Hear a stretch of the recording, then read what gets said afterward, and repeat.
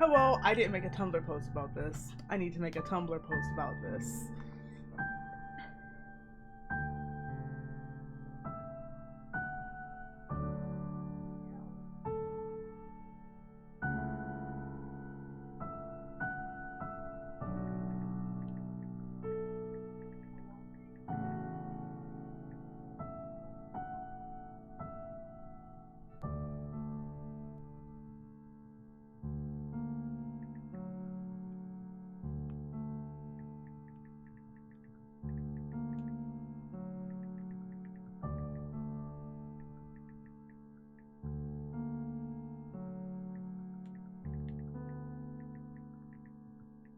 I wonder if the link is still the last thing I copied on my phone.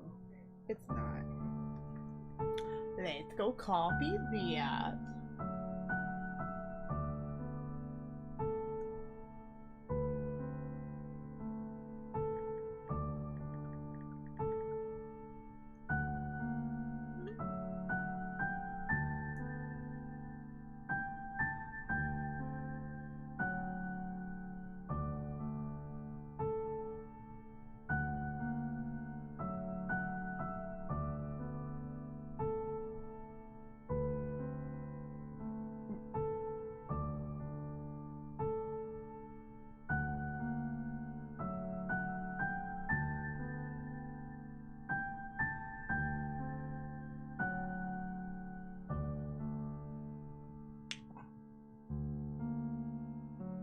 Success.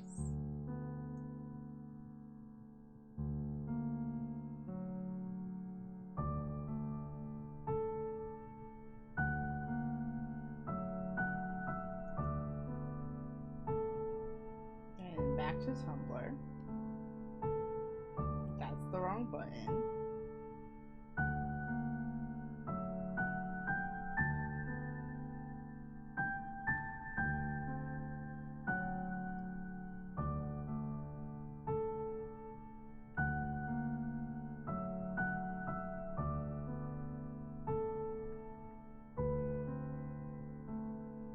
Success. Hi, Weeb. I am going to play this game. I'm so... Let me tell you about Homestuck.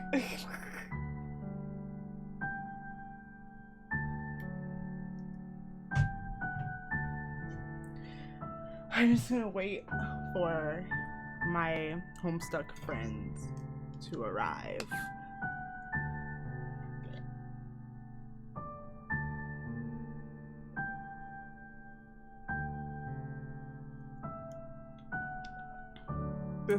This is gonna be so fun without glasses.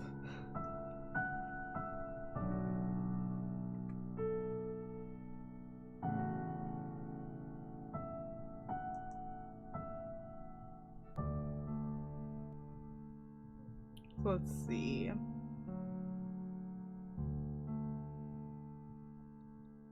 Befriend Nepeta.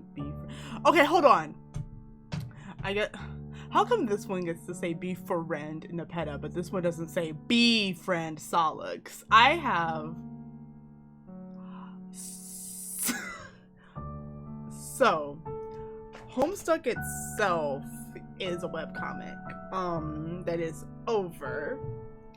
And then, but the thing about Homestuck was it's kind of like a multimedia thing. Like, it had games and videos and animations and stuff in it. And now this is Pesterquest, which is, I think, the third official game to come out, because there was Hype Swap, and then there was Hype Swap Friend Sim, and it's Pesterquest. I mean, true. What's up, Mercy? So this is kind of like, okay, so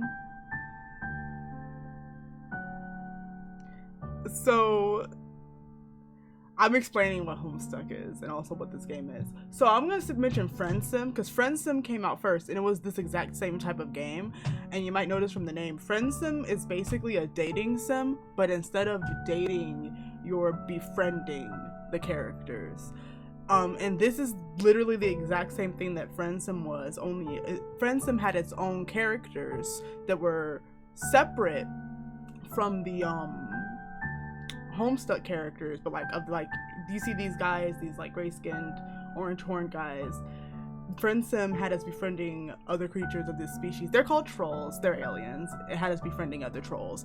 This game is the actual characters. Yeah, Mercy. Yeah, Mercy. Wanna stream Friendsim?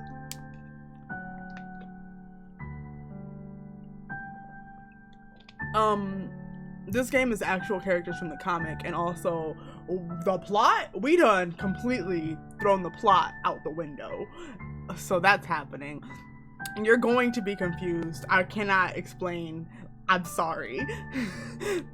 Let's look at the warnings.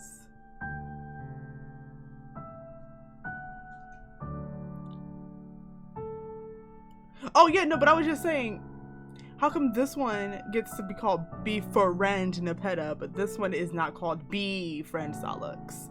I feel cheated.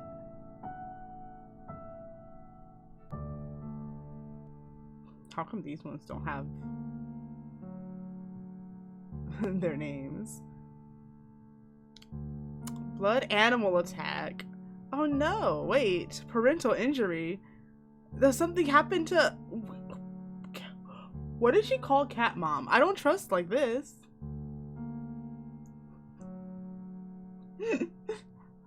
Just one. Understood.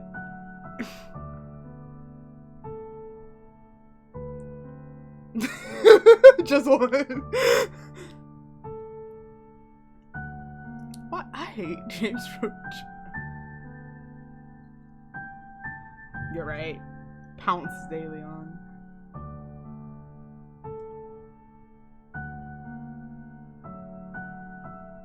So I think, if I remember correctly, oh, Sollux. Hi.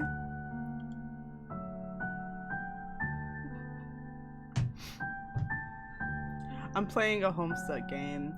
Also, understood, Mercy.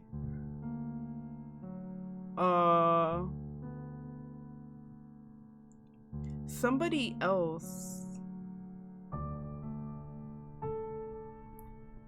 did some of the music or something or rather. But okay, let's play the game.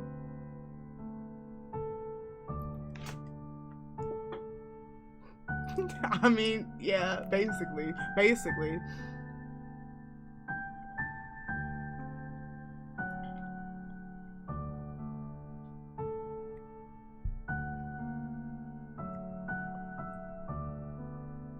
That sentence scares me, JoJo. All right.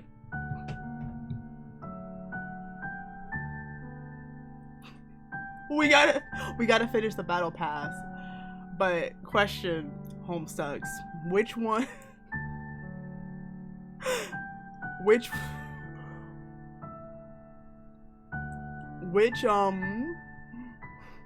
Shimada does each Strider kin? Damn. Which Shimada does each Strider kin? Is cause you would like I gotta go. We gotta play the game.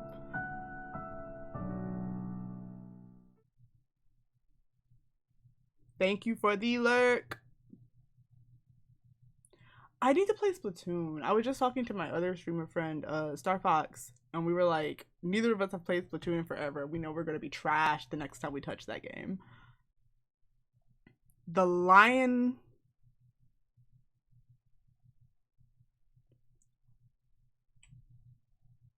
But here's the thing.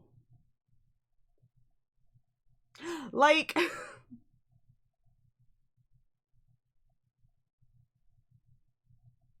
don't make me talk about. But like at the same time, I guess because I was gonna say about how Hanzo literally killed Genji, but then I mean, during Collide.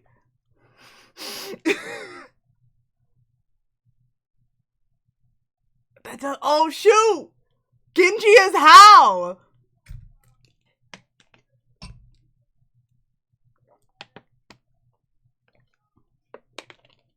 Genji is Hal.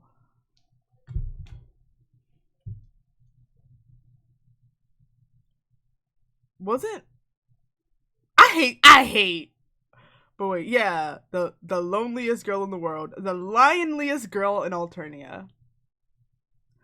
Mercy, you can't do this to me. You can't do this to me.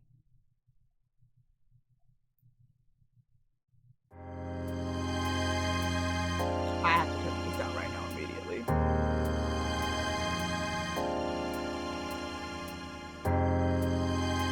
Yeah, sure do. You sure?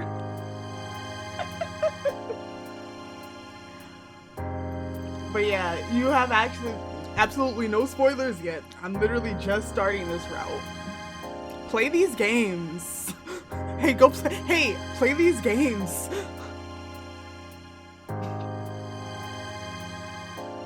This is so too loud in my ears. Time to face facts. Something is going on here. Yeah. Not that you didn't already know that. You've had the blurry outlines of all this strangeness for a long time. It's only after your stint with Aradia that you've managed to fill in all the other all of the shapes and colors. Your friends, the companions you've been to hell and back with. You forgot about them. I forgot we remembered them. Not gonna lie. That feels like, yeah, you can't come up with a sufficiently dramatic mixed metaphor. It feels bad.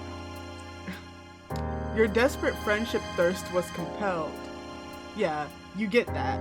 It is mostly worn off by now, but what the fuck else are you supposed to do? It's basically just your job now, so you'll keep doing that job. Whatever. Let's just do the damn route, okay. Who did Equius tell you about? His Moirail, right?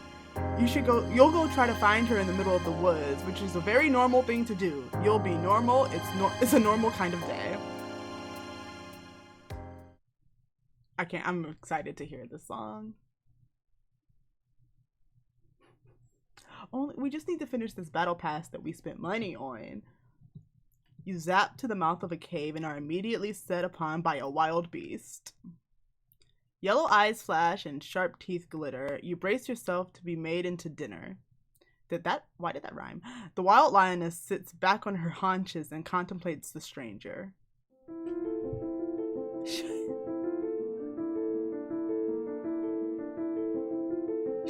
Look at the sprite!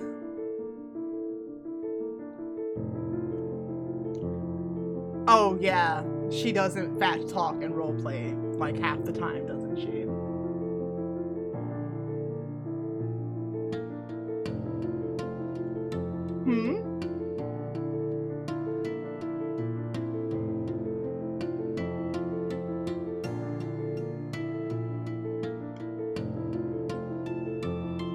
You know, like, yeah. Yeah.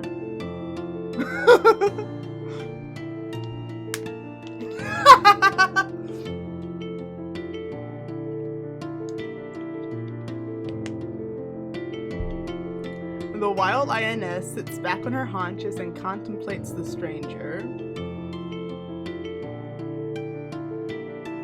That's how you know she does that. She tells you.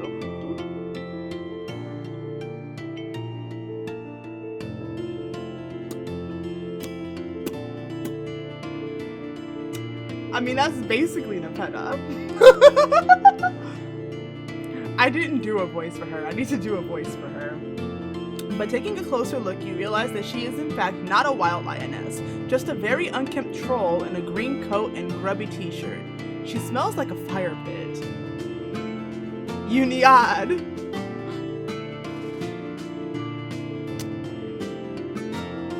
Nepeta! AC licks her snout and tries to figure out who has happened to pawn her den. friend? I really love these sprites so much. A foe? Dinner, perhaps? The troll girl licks her lips, and you realize that even though she is not some bloodthirsty predator, she does have very sharp canines and clawed gauntlets on her little hands. She's small, but with trolls, you've discovered the hard way that size does not translate in a 1-to-1 strength ratio. You tell her that you are a friend, definitely a friend, and not at all the sort of friend you playfully fight with and then accidentally eviscerate, because you never know with trolls. The girl, whose name you have a sneaking suspicion might be Nepeta, scratches at her chin, her fingers curled up like a paw. God, I love her!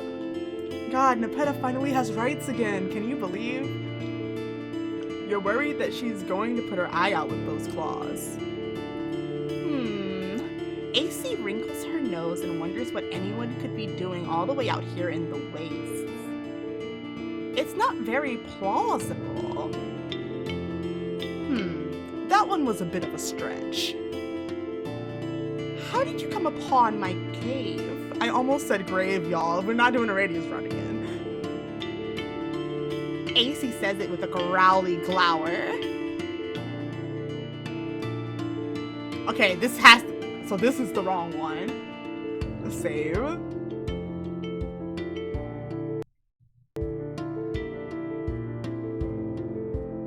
Stop this nonsense. You tell Nepeta that you will happily explain to her exactly who you are and what you're doing skulking outside her cave.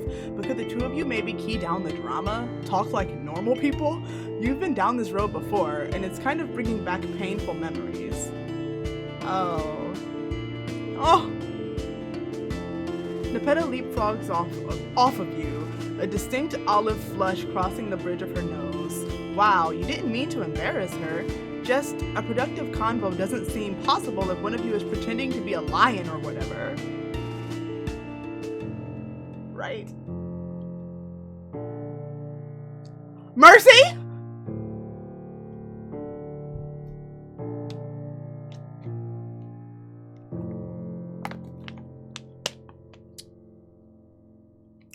I mean, considering the warnings for Sollux's route.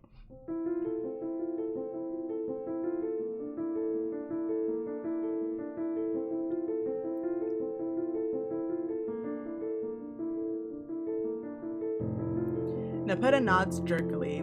Oh no! Her gaze is firmly fixed on a boulder a few feet to the right of you. Her body language, which moments ago had you wanting to zap for cover to protect both your dignity and internal organs, is now stiff and wary. She looks even smaller than before. She mouths something that you can't quite catch, then she turns tail and scuttles back into her cave. God damn it, Nepeta, wait! You hurry after her, but you stop at the sound of a deep, resonant growl. There's something in that cave, and it is definitely not a kid playing a game. Well,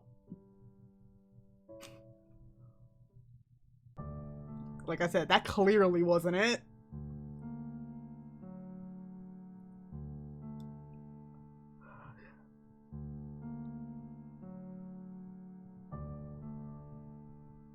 The baby is you. But I'm stuck on a different voice acting for each character. Let's see. We got like 36 individual trolls. 8 human kids.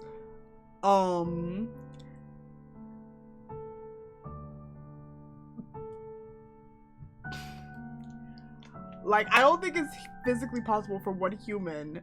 Maybe.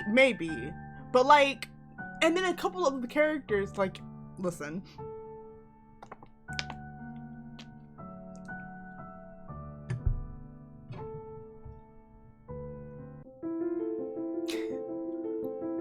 So let's play along.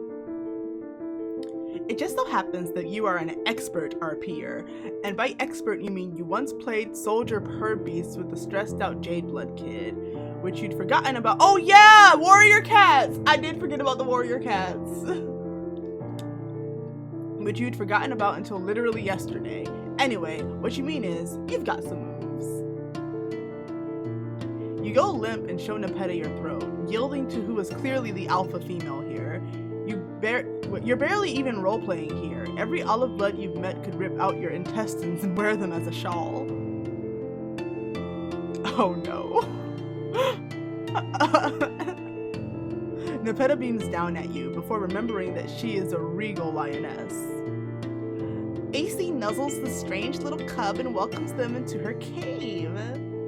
Appearing to realize that she doesn't need to describe her actions out loud because you are right in front of her, Nepeta nuzzles you gently with the top of her head. You get the feeling that she doesn't get out much. You tell her that you didn't mean to startle her. It begins. You tell her you didn't mean to startle her or anything. You just think you have a mutual friend. A big indigo blood named Equius? Nepeta digs her nails into your arms. Her eyes go wide. You know Equius? How? Where did you meet him? Tell me everything. Well, it's kind of a funny story. Before you can get into it, Nepeta launches herself off of you and scampers into the cave. When she runs her knuckles occasionally to touch the ground. When she runs, her knuckles occasionally touch the ground. I can read! You aren't sure if she moves like that naturally or if she is just very, very in character.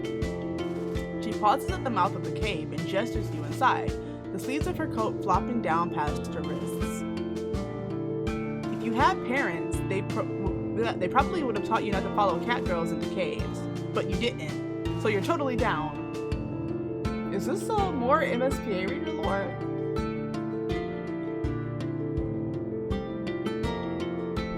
Yep, Nepeta's home. The cave is small and chilly. Several animal pelts cover the cavern floor, from creatures too large to be wolves but too shaggy to be bears. Maybe some sort of wolf bear? All of the furniture is hewn from stone, the recupercoon formed from a natural hollow in the rock. Of all the hives you've spent time in, this one is the most rustic. You wonder why. Nepeta isn't a high blood, but she's certainly not a low blood either. She could have made a hive at least as nice as Tavros's. AC welcomes the strange cub to her den and invites them to sit down wherever they please. She realizes that her visitor is probably sleepy and hungry. Luckily, AC has a fresh kill. Oh, great. That is really lucky. Nepeta skips back outside, leaving you alone and feeling, well, like you followed a feral child into her cave.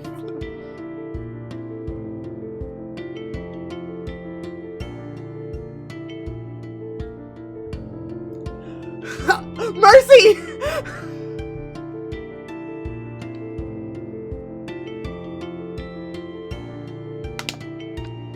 I mean, like, neither answer would have been great.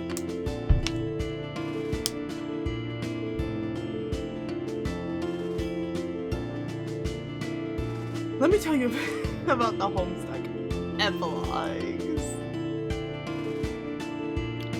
Torchlight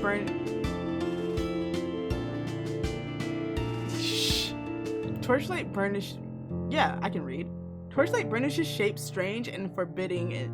The irregular flicker disorienting. People used to do everything by firelight. No wonder medieval art is so prosperous. Dogs with the faces of old men and old men with the faces of babies. And speaking of art, drawings pepper the cave walls. Shaky and crude, although you doubt even Michael fucking Angelo could do much with a canvas like this. The pictures seem to depict Nepeta and various other trolls, some of whom you think you recognize. You see Karkat's nubby little horns and Equius's broken one. A few pictures have been viciously scratched out. A couple of the self-portraits of Nepeta also feature a large, sleek white cat. You wonder if that's her hunter Sona, lion Sona, whatever. Then you hear a growl behind you and realize, oh, right, Nepeta has a Lucis. I mean, shut up.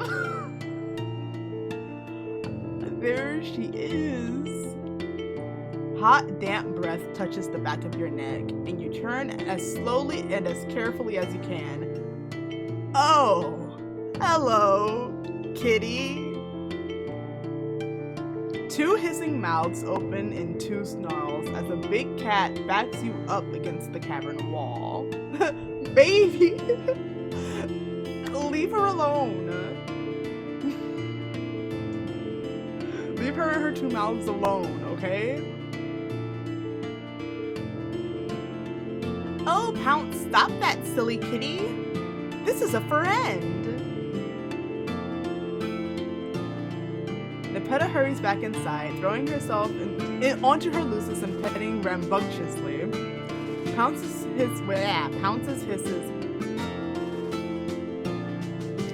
hisses immediately turn into purrs. She rolls onto her back and bats big, terrifying paws in the air. Aw, who's a good kitty? Who's the very best kitty? Pounce, we have a guest for dinner. They know Equius. You do, right? Nepeta looks at you with sharp little eyes. You do know my meow rail? You weren't lioning? Oh, definitely not. You would never lion. You'll never forget Equius no matter how hard you try, although you did recently forget every single person you ever knew. That will absolutely never happen again, though. You won't allow it. I don't trust like this.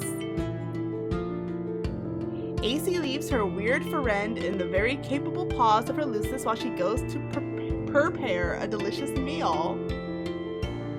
Shut up.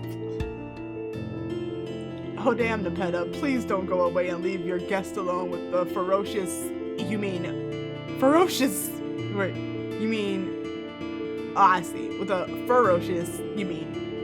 beast. But Pounce seems pretty well placated by Nepeta's insistence that you are a friend and not food. She curls up on one of the animal pelts, tucking her head. Her tail twitches and her ears flick. You're pretty sure she's only pretending to be asleep, like she's giving you a shot, and if you fuck up, it's lunchtime. You sit very still and try your best to look unthreatening. Just a little while ago, this would have been easy.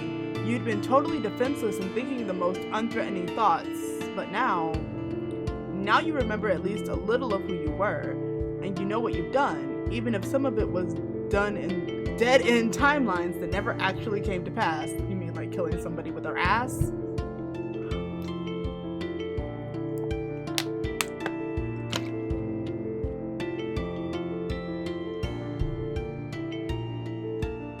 You're not sure you can still call yourself an innocent bystander. Nepeta derails this dangerous train of thought by dragging in a huge haunch. That was fine. He did that himself. It was his plan. It was his very bad plan, and he did that himself. So that's just really the only word for it. A haunch. Something's leg. Wow.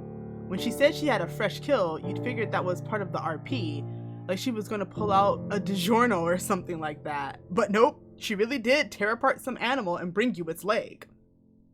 She has blood smeared over one cheek. Her hair in pieces across her sweaty forehead. You get why she and Equius get along. They have an equivalent ferocity. Good thing you aren't a vegetarian. You are gratified to discover Nepeta appears to draw her roleplay line at devouring raw meat. You wonder if trolls could eat meat raw, or if it would make them sick. They definitely seem to be more natural predators than humans are, but then again, most of them live in houses and eat cup noodles and play video games. You've never really met anybody like Nepeta.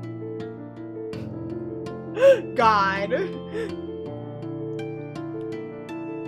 You watch her build a fire and then take yourself on a little trip to the mouth of the cave while she cuts up the meat and spears it on stakes to cook. You come back over to the fire when the meat looks a little bit less like flesh and more like food. Honestly, it shouldn't bother you. You've seen and been through so much worse. Guess the mind is a strange and many-layered beast. Okay, Shrek. There you are. I thought you'd run out into the waste like a big, powerful idiot. It's dangerous out there. Well, she went out there, although it's possible she's dangerous too. That makes Nepeta smile. She still can't quite meet your eyes, but she's fidgeting with her gauntlets less than she was before. So you really met Equius? Really, really? Okay, Shrek!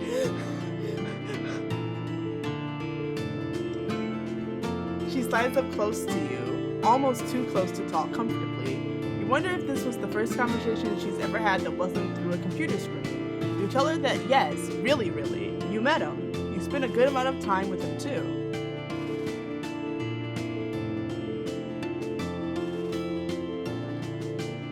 That's incredible! I've never seen that silly guy hang out with anybody before.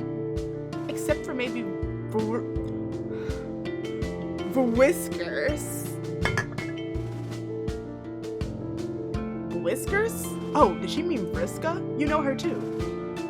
Really? Really, really? Yep. You would probably be hanging out with her right now if she hadn't gone off to do some Antifa shit with Terezi. You know Terezi too, GC? Oh yeah, for sure. Does Nepeta? You're expecting her to exclaim and wag her imaginary tail. Instead, she goes quiet. Fat pops and sizzles in the fire. Across the cave, Pounce lets out a lazy squeak that sounds like it came from a much smaller cat. You ask Nepeta if everything is okay. So what you're saying is, you know all my friends. Well, that's not exactly what you said. It is kind of creepy if you dwell on it, but you keep meeting people through other people. That's normal, right? Well, you did just happen upon Vriska on a beach, and Radia found you asleep in a field. You haven't asked Nepeta if she knows Radia, but you're sure she does, somehow.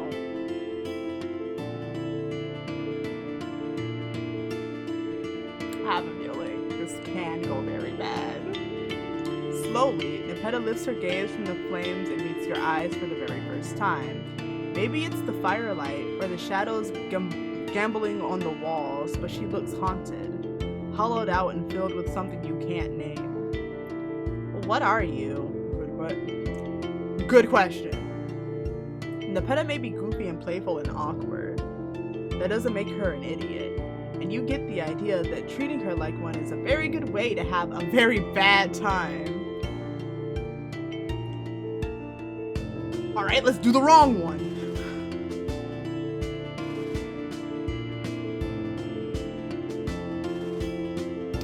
Deflect.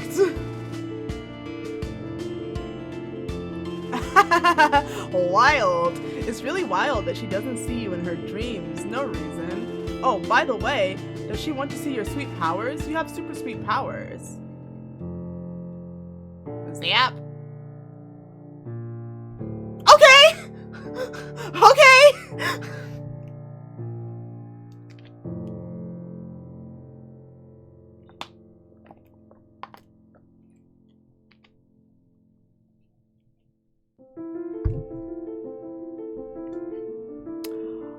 Okay, so let's see what we got here. Jay's room is bright and cheery, fresh flowers in the hanging pots, curtains pulled open wide to let in the afternoon sunlight. Jade sits on her bed while Dave paces in front of a line of squiddle toys, carefully assembled in neat ranks. I guess we're doing this again.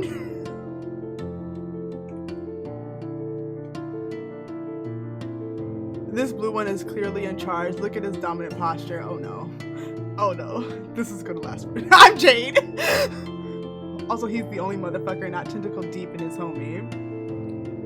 He's an untangled buddy. That is some shit really cuts to the core of, like,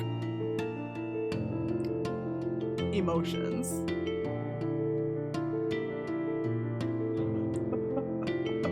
Bad sentence.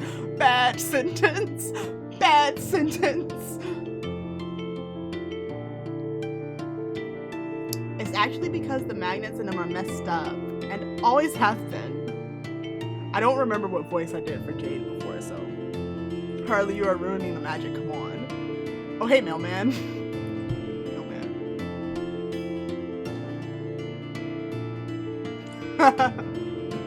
I mean, Jade is actually literally a furry, just so you know.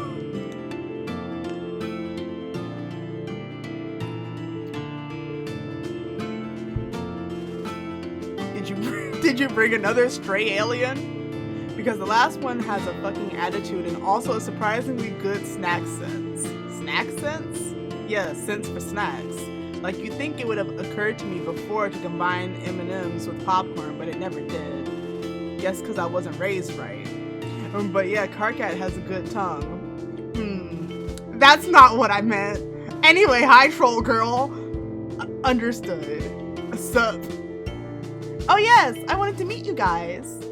Are you the same aliens who harassed us for years? Are you the same aliens who harassed us for years and then stopped for seemingly no reason, but actually probably because the fake mailman ruined everything?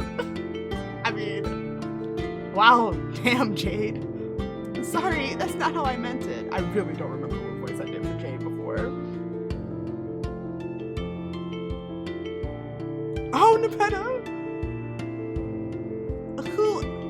Who are you people? Where am I? Jade takes a step towards Nepeta, who bristles and hisses, her back arching. At this point, you're pretty confident in your assessment of the bug theming for the trolls, but they really continue to be cat adjacent, don't they? Maybe cats are just the only cultural touchstones you have for the fierce but skittish creatures with a lot of hair. While you're busy pondering cats, Nepeta does a wild scamper for the window. Oh fuck, this is a tower, this is a tower, this is a tower. Fuck, you really didn't think that one through. Sorry, Nepeta, you really should have warned.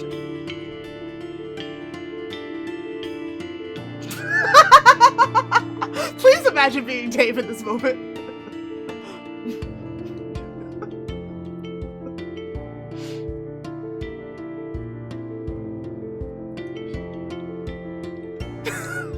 This is a cave with blood just all over the walls.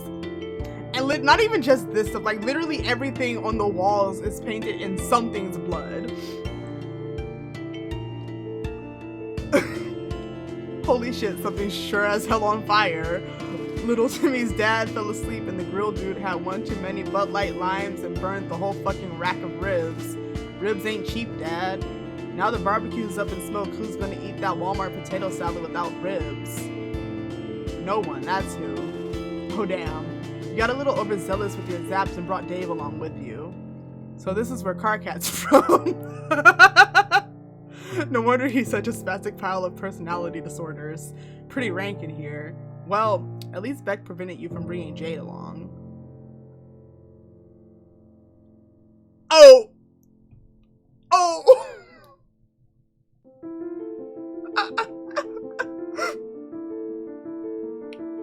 This isn't the ruins. Sure ain't.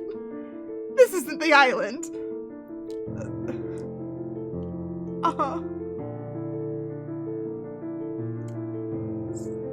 Sorry to just crash your party like this, Nepeta. You really didn't mean to bring like half your alien friend group into her home. This is literally half.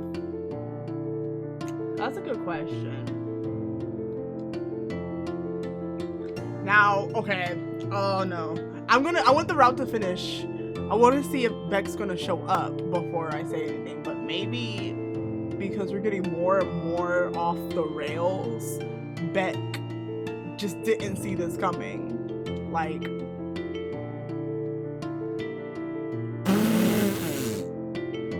these are more friends, Pounce!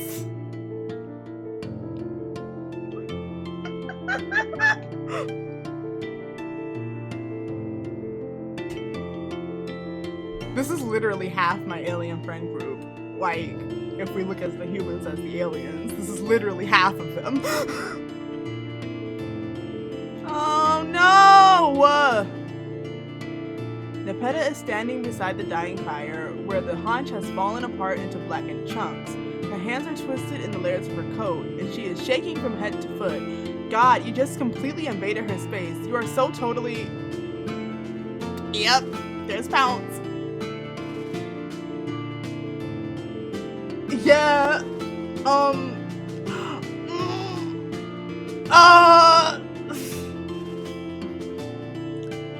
Grr. Oh. Oh no. Pounce has placed herself between Nepeta and the rest of you, or more accurately, between Nepeta and Jade. Her hackles are up, her two mouths hissing. Oh fuck, does she smell Becca and Jade? This sucks actually? Yeah, this sucks actually, yeah. Pounce, wait, don't do anything yet, just pounce. Pounce.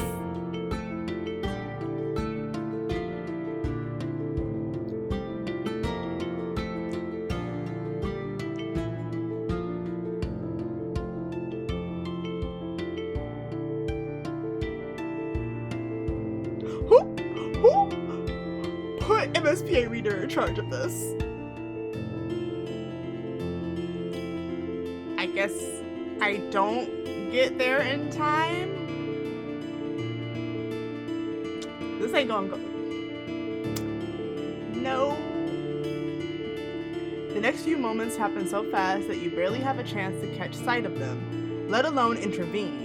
Pounce leaps over Nepeta, landing on a rock and springboarding off it with her back legs and right at Jade. Oh god, oh no. Pounce's claws are so big and so sharp, and Jade is just a little girl. Bang! Pounce hits the ground with a thud so heavy it vibrates up through your legs. Smoke curls out of the nose of Jade's rifle. Yeah. She was taught. Remember how good she is at gun safety?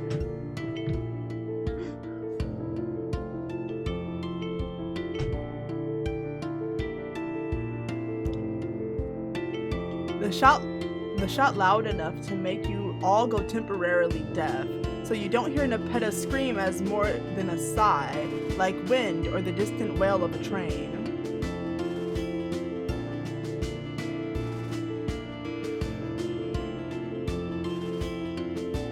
Well, this has gone completely fucking pear-shaped.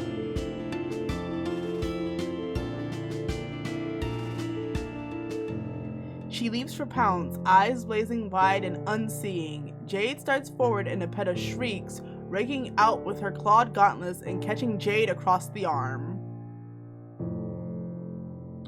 Oh, holy fuck. Jade reels backwards, arm held protectively against her chest. Her shoulders heave with thick, choking breaths. Then she turns and runs from the cave. Please do not run into Alternia! Jade! Jade! Jade. Fucking Jesus dick. Alright, they're just out in Alternia. They're out in the world. Okay.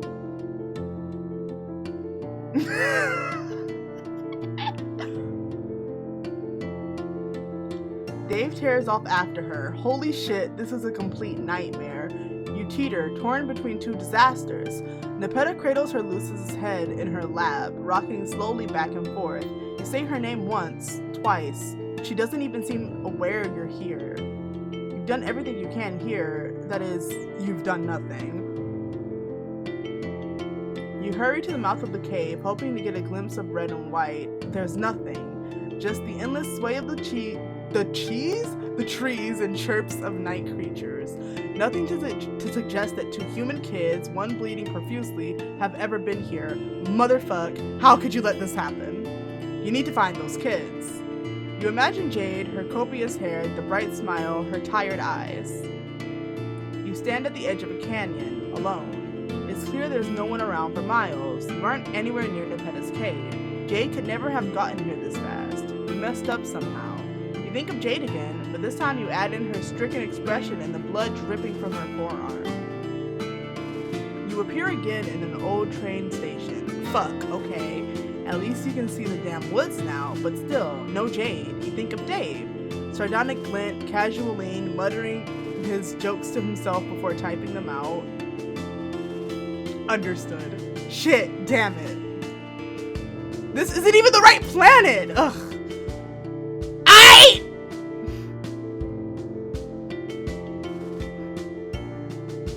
Yeah! Yeah, you know. Calm down, T-posing god person. You zap back down to the mouth of the cave. The fire has died down, everything is still, and just the sight of the dark opening makes you feel sure you are not welcome here. A girl lost her Lucis, and it is your fault. 2 human strangers are lost in the wilds of Alternia, and it is your fault. Your powers are growing, you can feel it. That's why Bet couldn't stop you. Ah.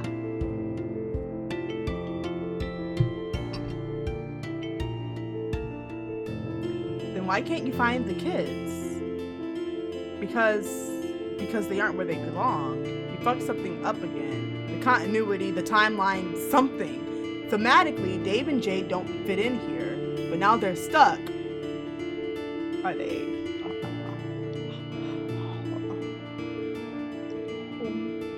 Are they home stuck? All alone because of you. That's just it? Okay.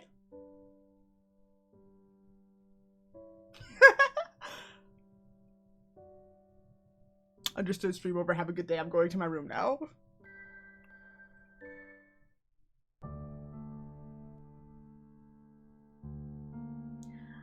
Well, that, wasn't great.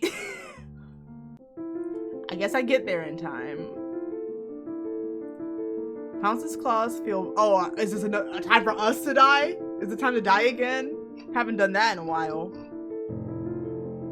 Pounce's claws feel as big as they look. They're sharp, too. Sharp claws. Incredible. Those claws. Santa claws. Red soaks into the green velvet of your dress, slicking it heavy against your chest and stomach.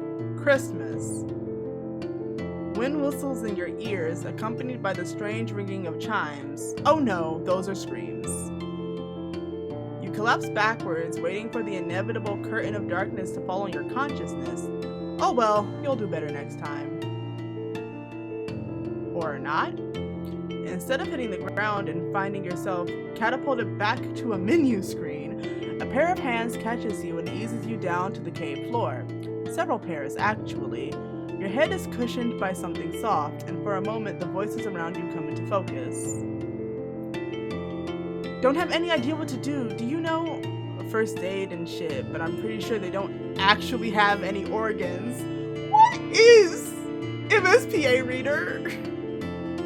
Shh! Please, everybody, be quiet! Darkness closes in on you, but it's a kinder darkness than you're used to. A darkness untouched by failure. Consciousness fades back in on slow waves of sensation. The first thing you see is firelight on the cave wall, strange shadows lapping across the rock and playing out a story you believe you could understand if your body was a little less heavy and your brain a little less full of mush. You try to sit up. Wow, you are not going to sit up. Don't try to sit up.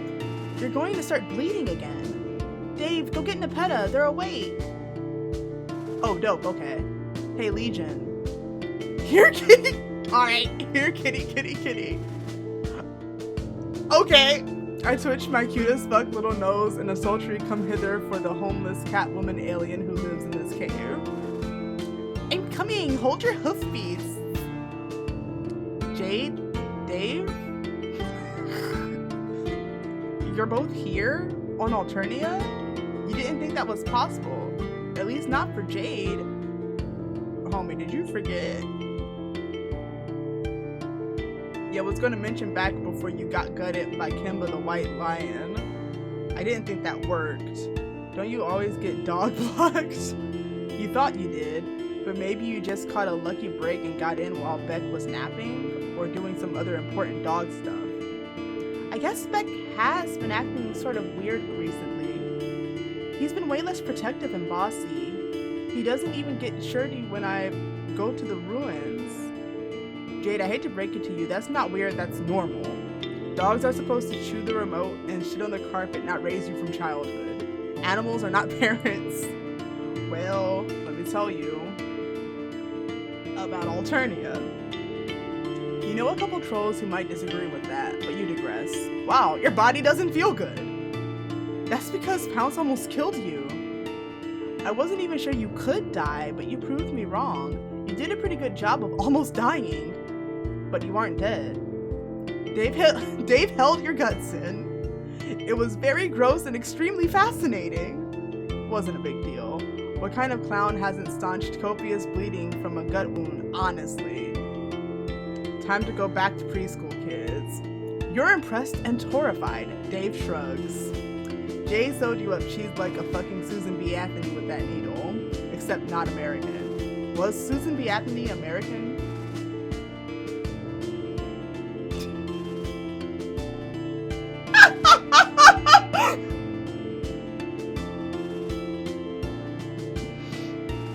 Understood.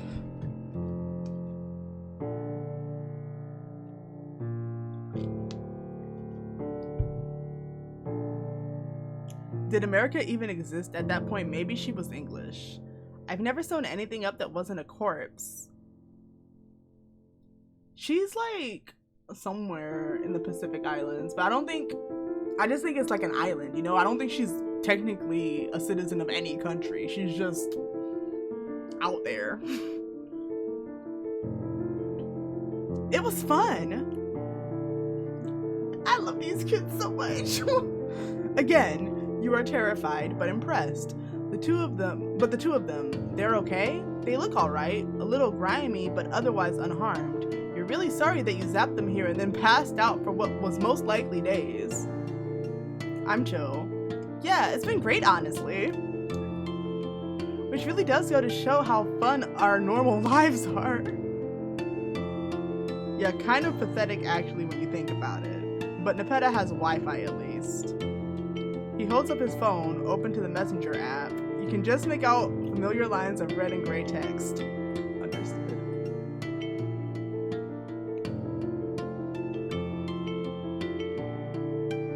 Move over, Aquit. This is clearly supposed to be another cat pun. I have no idea what I'm supposed to be reading. Coming through! Nepeta appears, shooing aside Dave and Jade, and hunkering down at your bedside, or on your pile of furs on the cave floor. Her hair hangs lank around her face, and patches of your blood liberally stain her coat, but apart from that, she seems to be in an excellent mood. Hi, Nepeta. Sorry for bleeding all over the place. Don't be silly. Just drink this. She hands you a small clay cup full of something hot. What is it? Herbs. Herbs. She pronounces the H. What kind of herbs? Healthy ones. Probably some dank shit, mailman. Better watch out. I feel like Nep knows where to get the nip if you catch my drift. Shh. Is this just his... This is his persona, huh? Stop being weird. They'll help the healing process. I find them in the woods. Well, damn. Well, damn if you find them in the woods. I get most of my remedies from the jungle too, Dave. Grandpa left me plenty of antibiotics and formaldehyde, but nothing for a headache or a bad tummy. He used to just tell me to chin up a little. Chin up, little Jadelet. Oh yeah, my bro's the same way. Ibuprofen. Never heard of him. There's nowhere to get jungle medicine though, unless we're talking about the concrete jungle. Like there's an old guy named Stevie who camps out in the lobby and he'll fucking hook you up, but also I think he's a sex offender. Your planet sounds like so much fun. Yeah, it's alright. You thank Nepeta for the herb and take a little sip. Sure does taste like a bunch of boiled grass. Could be worse. You think Nepeta probably made the cup herself. She probably made everything in here. Honestly, if there's anywhere on the planet that you could choose to get mortally wounded, doing it near Nepeta was probably the right call. Nepeta smooths your blanket with little nervous passes of her hands. She's back to not looking at you in the eye. I had a long talk with Pounce and told her that she has been a very bad kitty. She feels just pawful about it and would like to make it up to you if she can. She is hunting something extra delicious right now. Oh, Pounce didn't need to do that. It really wasn't her fault. You just got your dumb ass in the middle of everything as usual. Better you than Jade, definitely, since you're the main character and therefore probably can't die permanently. Okay. That makes no sense to me. It's fine. Aquete, can you hand me that Perlo? Oh, which one?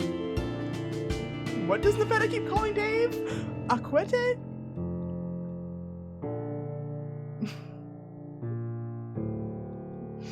We bonded over shared interests, except some of us are totally 100% earnest in our interests instead of acceptably ironic.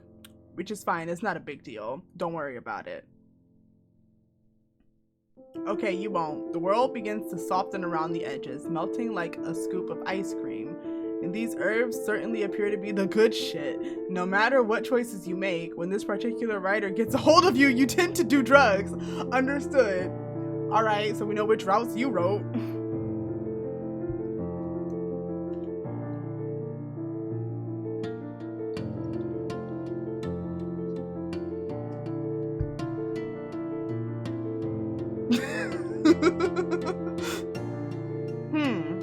Your thoughts slide into one another, dissolving. You see your friends arrayed out before you, the two lonely girls and the strange, intense boy with hidden eyes. They watch you anxiously. It would appear so. I mean, he does. I mean, Dave sprayed.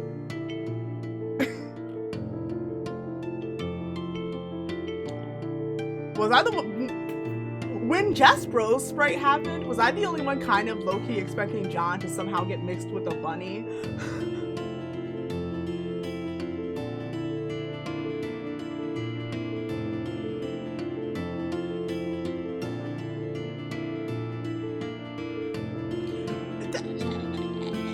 They don't know. The writers do not know what irony is.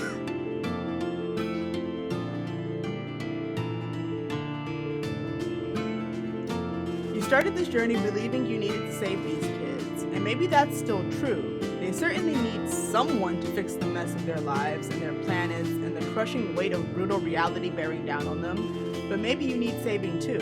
Maybe you can all save each other.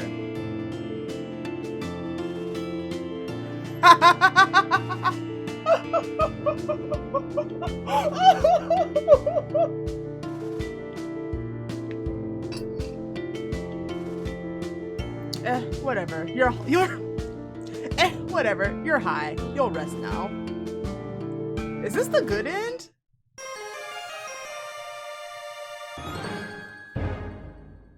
Group end? This is cute.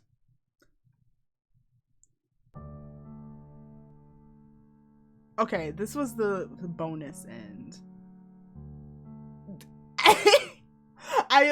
I guess we're gonna take them back like we took Carcat back and we just didn't actually see it happen. I'm assuming that we take them back.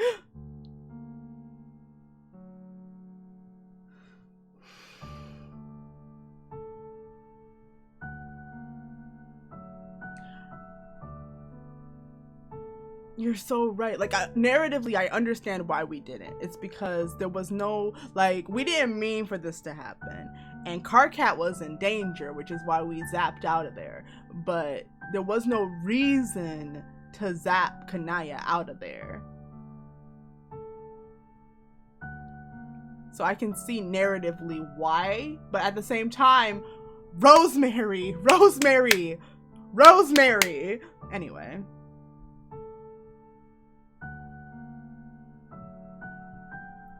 So we did those.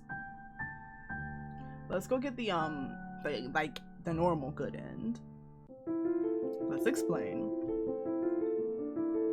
You tell Nepeta that you don't know what you are, or even who you are. You certainly know better than you did a few volumes ago, but you still think you're an anomaly. You've crash-landed onto someone else's story. Nepeta is still watching you carefully, muscles wound tight. She's ready to pounce.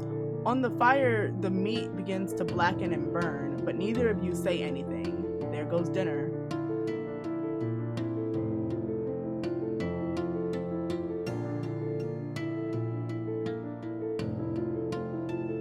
Bad, bad, bad, bad, bad. Cursed, awful, do not like, do not want, leave. Awful, terrible, no good.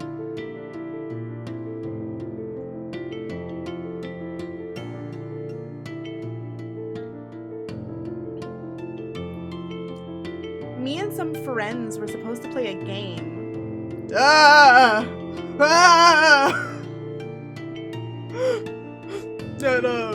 And I'm the Ghost Adventures reaction image right now.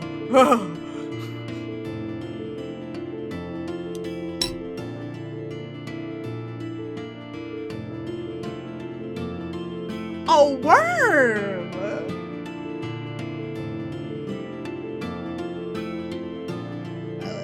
A print screen.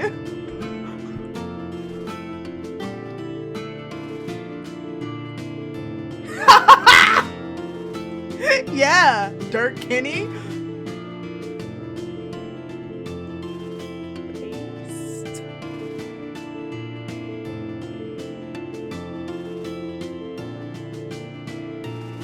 And then I'm just gonna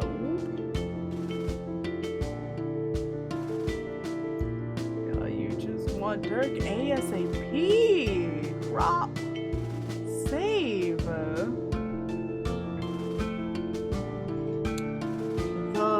Real DirkKinney.png. Good look.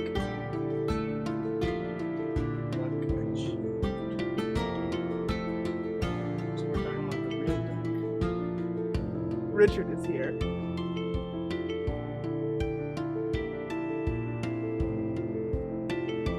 She didn't tell me when to stop.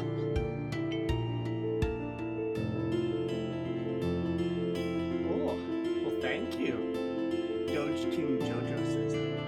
Sir. Hello, Afsana, how's it going?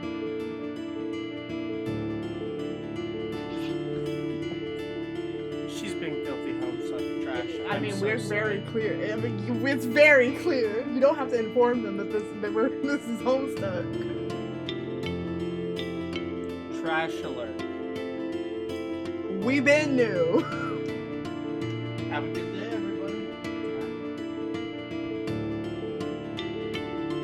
Oh, I love her design. She's She's so good. She's precious.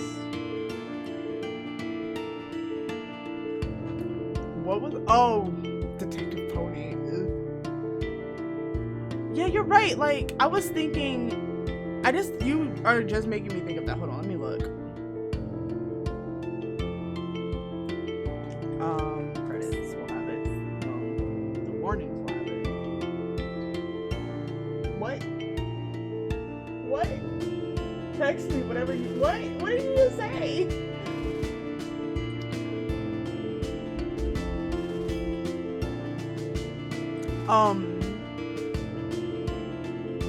Yeah, because like I was thinking each individual troll would be a different volume, but you're right. They're lumped together in the same volume, which means we can have double the trolls, which means we might be beating the alphas. And if I have to talk to, like, listen, I like about half of them. I have to talk to Cancree. I'm going to lose my mind. I cannot.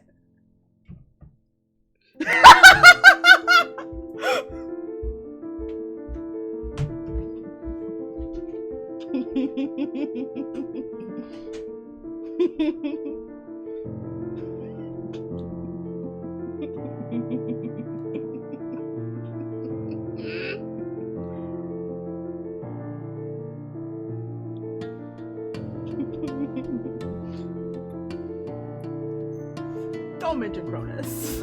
Oh my god. Oh my god. Oh my god. Like, okay, Cancree, he talks so much and he has that like Like he kind of has that whole air about him that he like wants people to think that he cares about like all these people he's trying to defend, but like if you have you read what he says, because like half the time he's just straight up insulting the people he's supposed to be defending. But like Cronus, don't make, please do not make me read Cronus.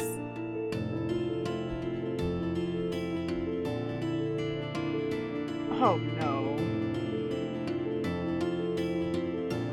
But yeah, they said 20 volumes, and I assumed it was going to be the 12 trolls and 8 humans. But we can literally have double the trolls. Oh no.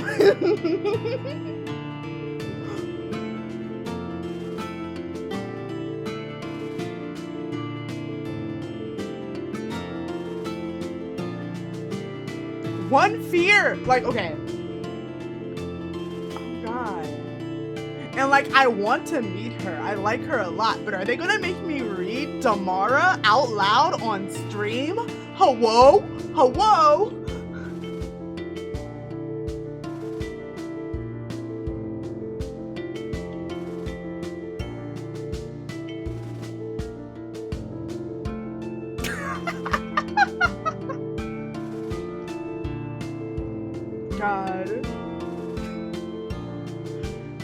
God, I wish that would be so funny if I made that one specifically like a subs only, but I haven't streamed enough since I've become an affiliate to have subs only. You have to stream like on like 90 different days to have that. So, but that would have been really funny. Anyway, the video game.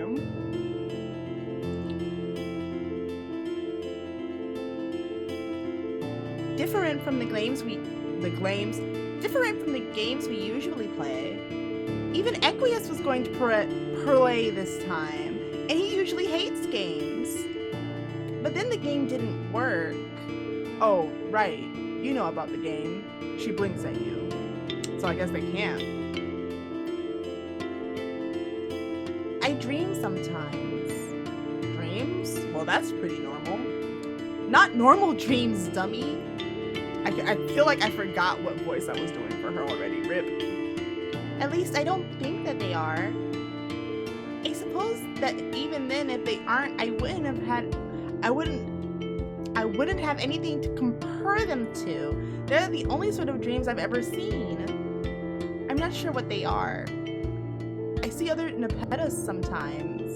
Sometimes Pounce is there, and sometimes she is dead, and that always makes me very sad.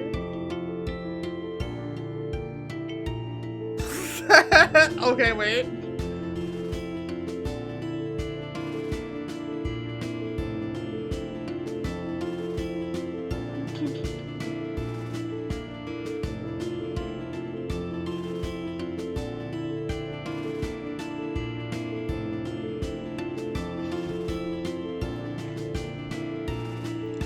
I see my friends too. And other people I don't know, but who I think would be pretty good friends if I got a chance. The bright, hopeful note in Nepeta's voice digs deep at the center of you, plucking at your nerves like a cello string. It makes you so impossibly sad, you don't know why. I don't see you, though. I don't think you fit in here. Ouch. I apologize. I didn't mean to make you feel bad. My dreams are probably silly and don't mean anything. So you're telling me Nepeta was just like in the dream bubbles? Just like in the dream bubbles the whole time?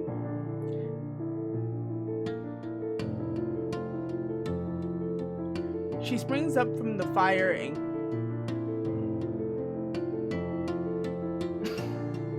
okay.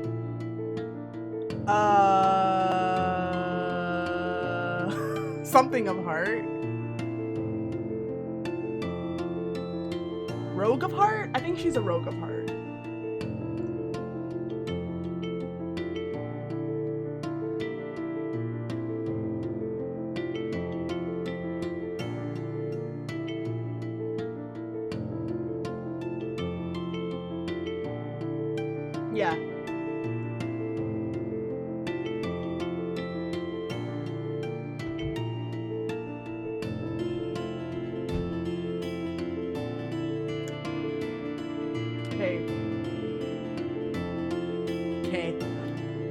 She springs up from the fire and K down on Pounds, burying her hands and face in the thick white fur. You get up and follow after her because what else can you do? What else do you do? You should probably give up on this particular round at this point. You've quite thoroughly killed the friendship mood with all this existential angst. Why does she live all the way out here anyway? Wouldn't it be better to live closer to all of her amazing friends? At least Equius, even Terezi, who is definitely very weird, has a house. Admittedly, it's in a tree, but it still counts. I'm used to when I was a Wriggler. I think I did. A big lovely house with windows and lots of furniture for Pounce to scratch. Pounce closes her eyes and purrs. But then, I don't know, something happened. I remember fire and noise and lots of shouting. And then I was on Pounce's back and we were running for a very, very long time. I think it was pretty terrible. Nepeta's fingers tighten on Pounce's ruff. I like it here. You think back to a different olive blood girl in an oversized jacket who lived rough, and another who made her living with murder. In fact, you could see Nepeta growing up into someone much like Polypa. Sharper, meaner, all of her bright edges sanded off. Her games transformed into a struggle for survival. Even now, sitting bathed in firelight, she looks tired. Every troll you've met carries the same exhaustion between their shoulders, even the high bloods, to a certain extent. They are worn to the bone by the sheer weight of history and a future that promises more of the same.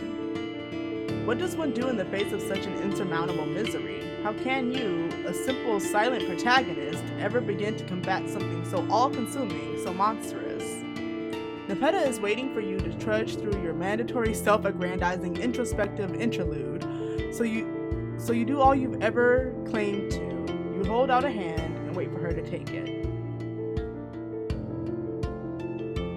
Zap.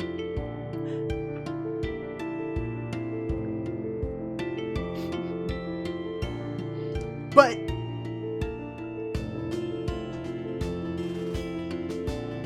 Nepeta yelps and jumps an impressive 4 feet in the air. Fair! You were doing a dramatic gesture and forgot to prepare her for it. Sorry about that. Ever. Literally, apparently, half our thoughts we just say out loud. Where, huh? I really don't remember what voice I did for him. Despite Equius's incredible strength and barely contained excitement, when he wraps Nepeta up in glistening, obscenely muscled arms, the embrace is the gentlest you've ever been witness to. Aww. This is an incredibly unorthodox manner for a pair such of ourselves to become acquainted. I apologize for this gaudy display of public affection. It is extremely unseemly of me. Well, he isn't really in public right now. Actually, the opposite. You're the asshole who popped into his private living space with zero warning. I suppose that's right. This is not the first time you have intruded on my space. Just let yourself in and out. How indecent. Okay, dude, calm down. You'll get sweaty. I am always sweaty. Equius, you're smushing me. Oh. Equius lets go, but he doesn't step away. He is looking at Nepeta like he can't quite believe she's real. Are you real? I think so. I don't know how I got here.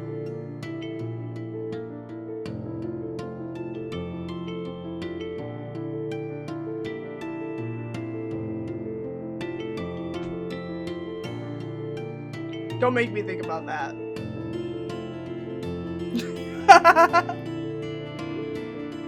I mean, valid, but don't make me think about that. Don't worry about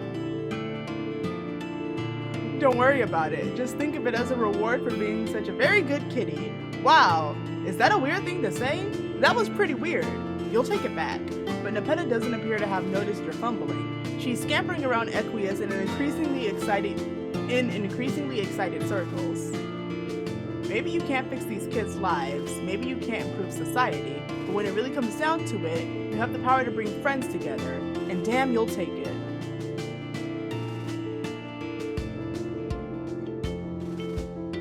I hate you, Charisse. Yeah.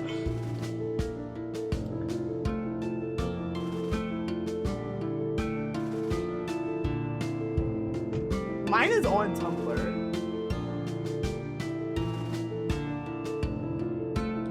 This is so very good.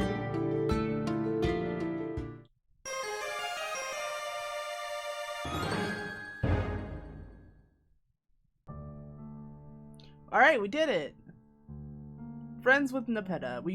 Oh yeah. This said befriend Nepeta, but this one doesn't say befriend Sollux, and I am offended.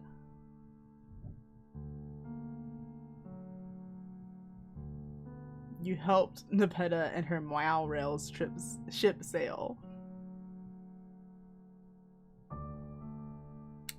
Well,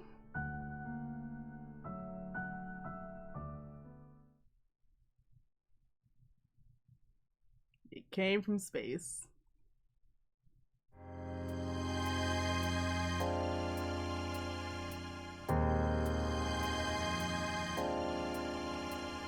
We actually got new Nepeta lore. We got new Nepeta and Equius lore, huh?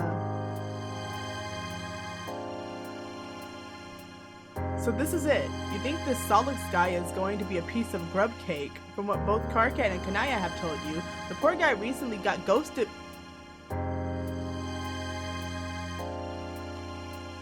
The poor guy recently got ghosted by his girlfriend? Best friend? You're not quite sure what they were, and apparently neither do their friends. Okay. Ghosted, okay. For trolls, friend seems to be as loaded of a word as girlfriend.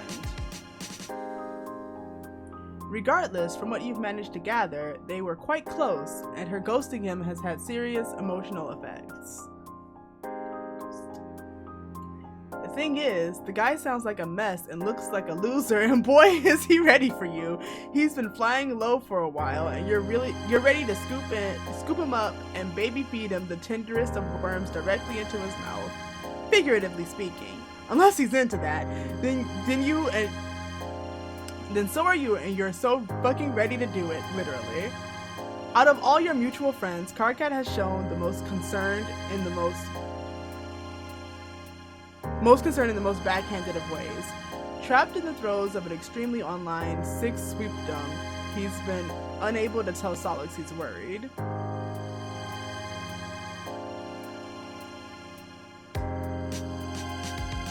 And so, instead of having an honest conversation with a longtime friend, Karkat has arranged for an Alternian meat brute. Y'all, I saw the tag meat ugly on a fic, and I'm obsessed with this concept.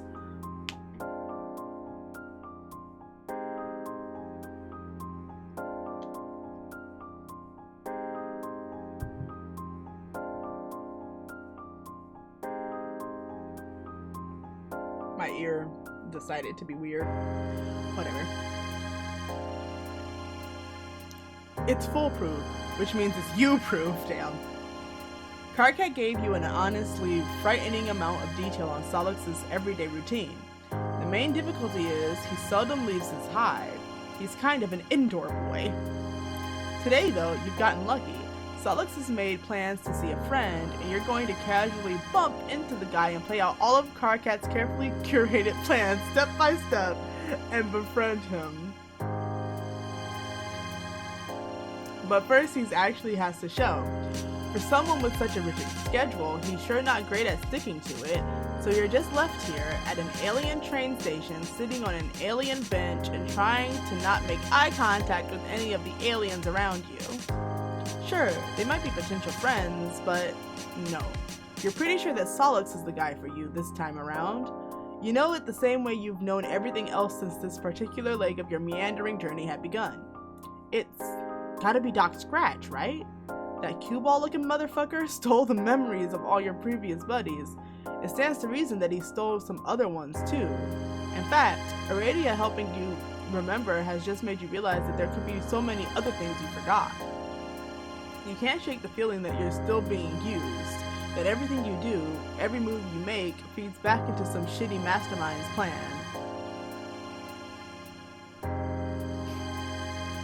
You tried zapping back to Doc Scratch's mansion, but you can't get there either. He's out of bounds, so you've just defaulted to your usual thing, friend acquisition.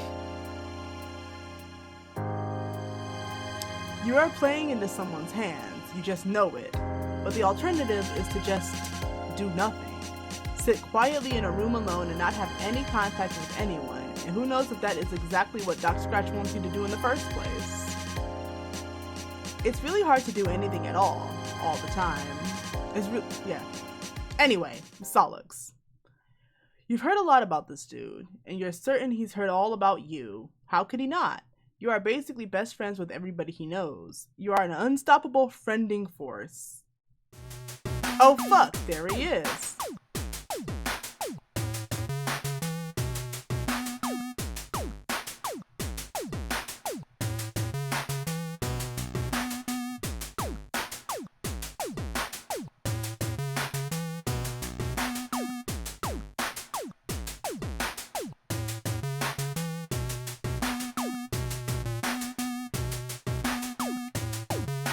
Alright, I'm gonna try to stop being distracted by the music.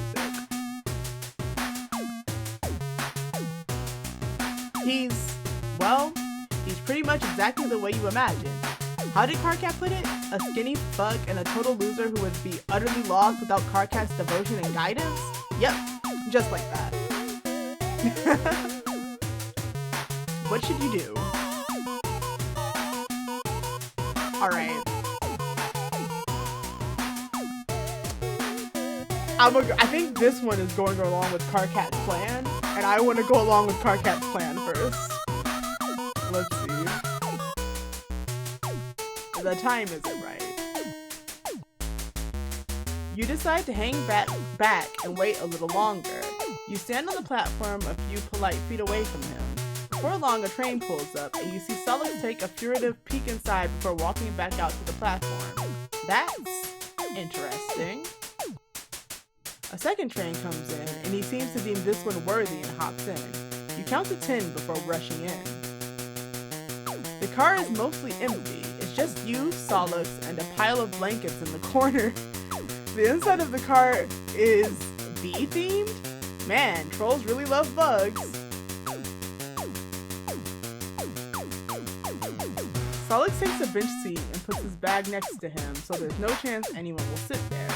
Luckily for you, the one in front of him is still empty. They're all empty actually, so you take it. There's something a little nostalgic about this setup. It feels like any minute now, Sollux is going to ask you arbitrary questions that may affect some cosmic choices in your life moving forward. But he doesn't. In fact, Sollux's face remains totally neutral.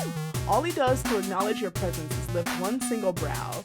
The time you've spent near him may have been short so far, but the idea of him you've built in your head is quite strong. You've heard enough from his friends to know he's not bothered at all.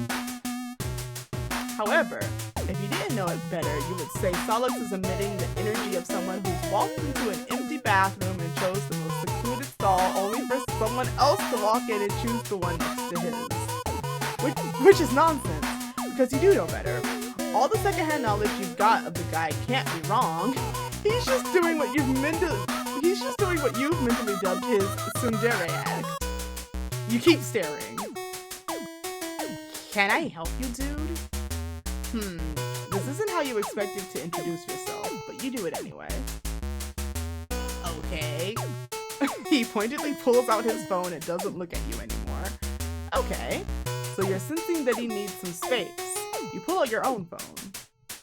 Wait, there was doubt that you had one because it hasn't been mentioned in a good 2/3 of this game.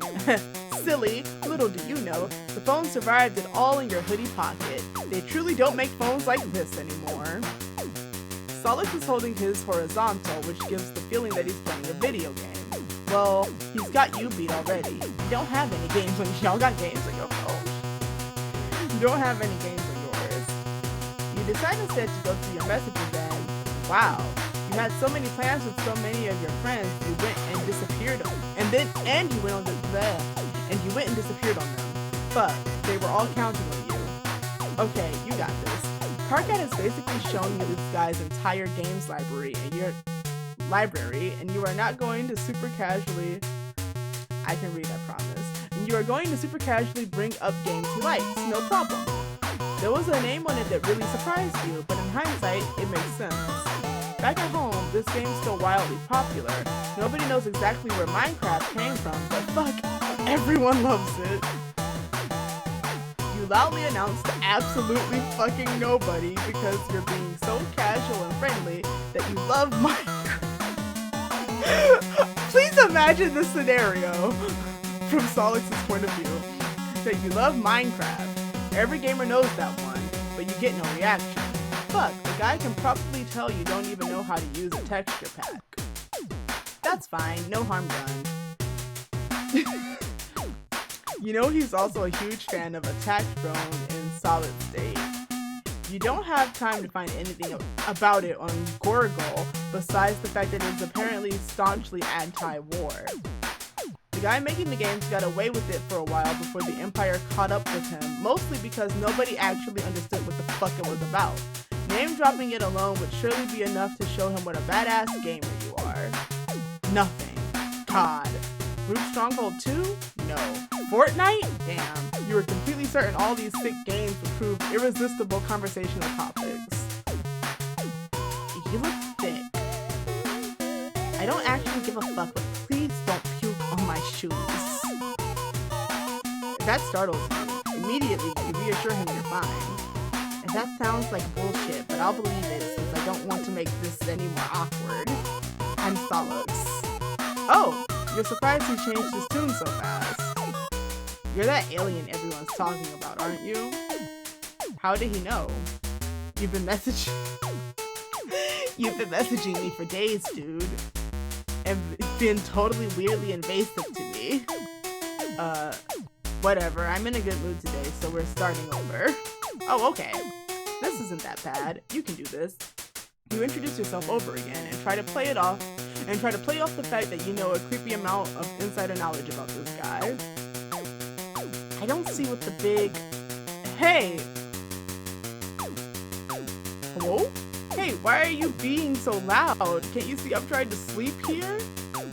A small olive troll pops out from the blankets in the corner. Somehow, this really shakes Sollux. We need to leave immediately. Why? You don't understand. This guy here is going to die and we're going to go with him if we don't get out right fucking now. So what will you do?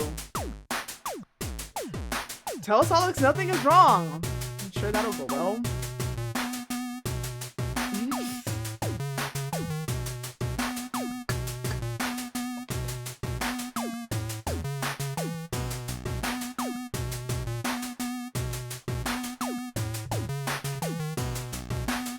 You put your hand on Sollux's shoulder. There is nothing wrong. The train continues to shake. Are you out of your mind? We have to... The shaking stops as suddenly as it started. Both Sollux and the sleepy troll look around confused. Everything looks fine. The sleepy troll just yawns and goes back under the blankets. I don't understand. This isn't how things work. What did you do? Who knows? You're not entirely sure what Sollux thought was going to happen. Is he okay? No, I hear voices? You hope he's getting the right help for that. No, you recycled asswipe. The voices of the dead, or more importantly, the imminently deceased. And I very clearly heard the voice of that blanket troll right there. But now, I don't? And that doesn't happen. That's never happened before. Oh, well, isn't this a good thing? It's not bad. That makes you happy to hear. here. You feel like you're finally managing. You feel like you're finally making progress and getting through to him. Sorry, I just got really stressed for a moment. But this is awkward. You reassure. What word did I just say? You reassure him it's fine. You enjoy the rest of the ride with him in mostly companionable silence. The train pulls up to what seems to be the right stop as Sollux stands up. You're friends with Kan, right? Kanaya? Oh yes. You very eagerly nod. Well, I'm headed her way if you're interested. You're nowhere near annoying as TZ and KK made you sound. Sollux smiles, and it's the first time you've seen him genuinely smile in your time together. You tell him that you would love to see Kanaya again. Wait, hold on. Terezi and Carcat think you're annoying? He snorts. No. I mean, because, like, think about it. They were presumably all friends for, like, the 6 weeks that before Homestuck.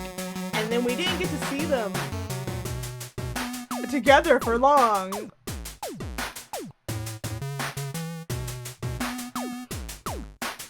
We didn't get to see these characters hang out near each other for long when they didn't have, like, pressing death things happening. So it makes sense that, like, some of them have... It makes sense that they chill.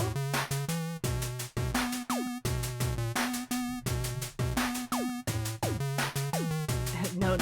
They just described you honestly. And being how you are, it's part of your charm, I guess. As long as he finds it charming too, you're okay with this backhanded compliment.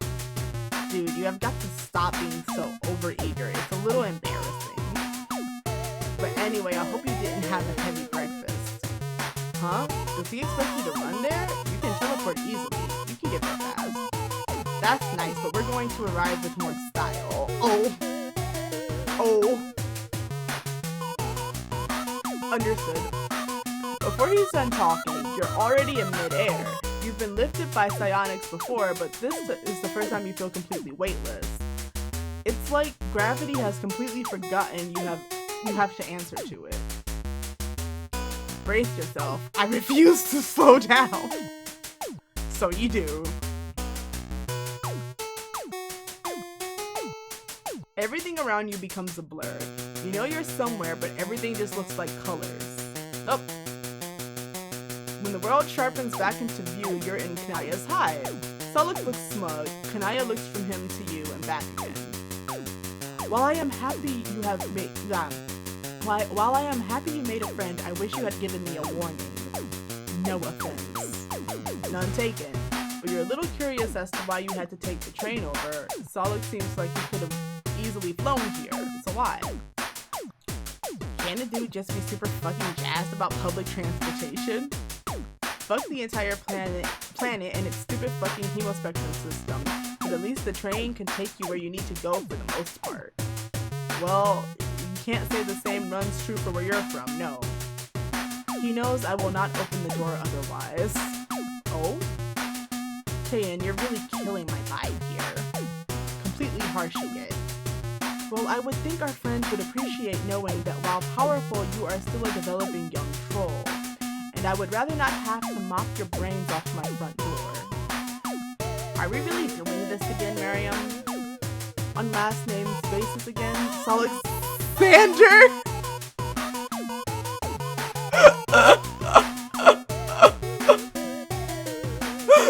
Sollux Xander?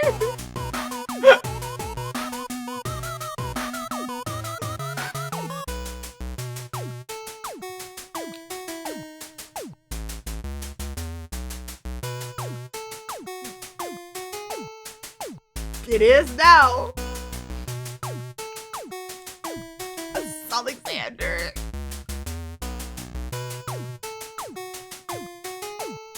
Yes, we are doing this again.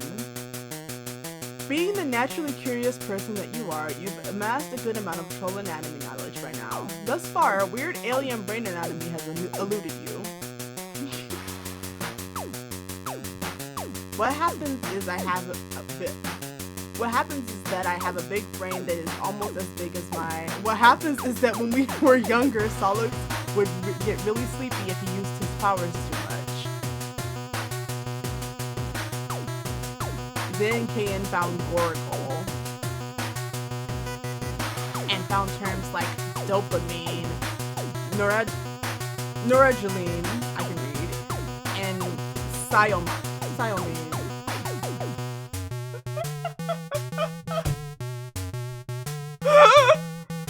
Now she thinks she knows better than me.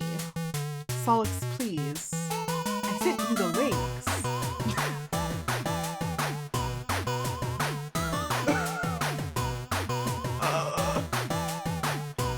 We both know the same amount. Uh-oh. Okay. Yeah, whatever. I came to do a favor, so I decided I needed assistance for a change.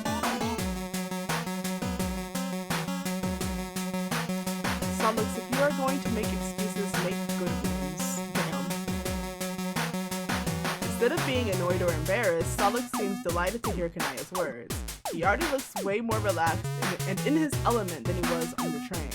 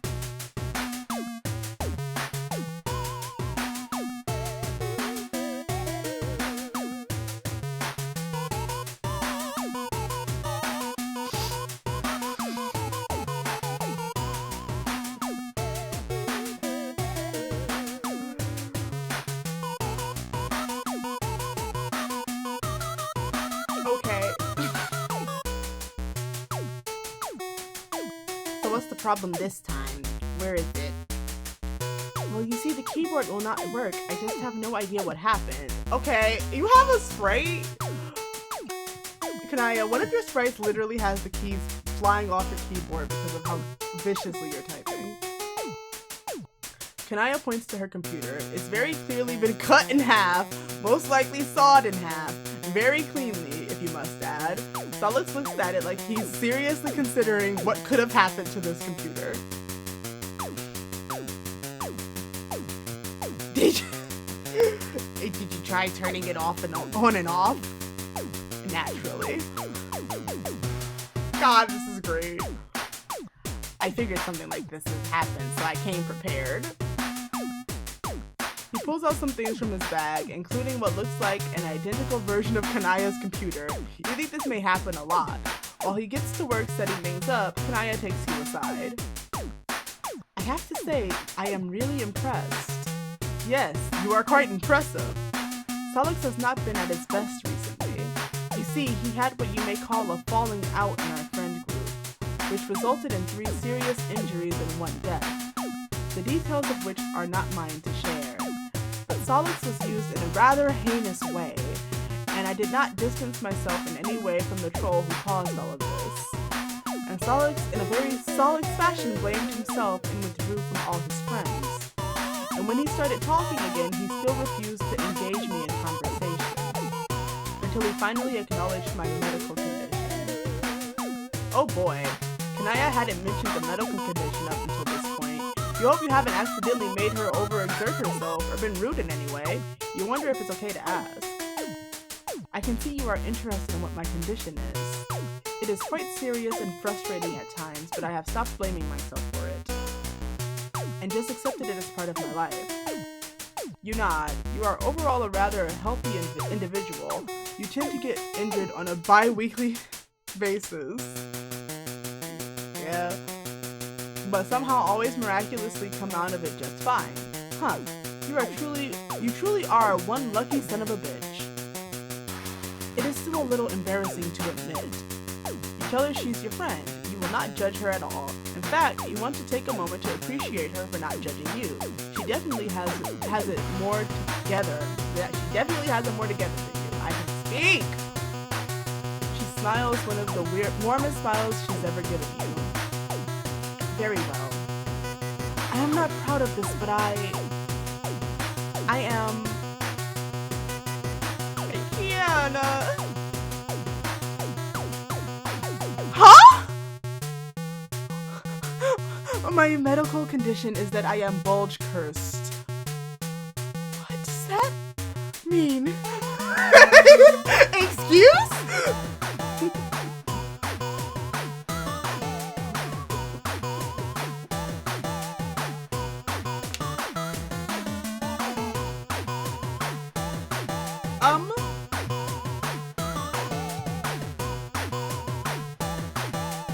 By Vriska! Oh, I see. I get it now. By Vriska. Vriska cursed my bulge. You gay better. Holy shit. Thank you. I have learned to live with it. Kanaya, God, you're just so sorry about this. I'm pretty sure she's jokes. I'm really hoping this isn't a real curse. Oh my god, it can't be a real curse.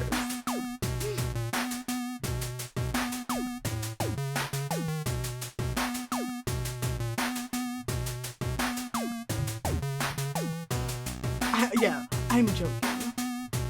I am making a joke about my crush on Vriska being a medical condition.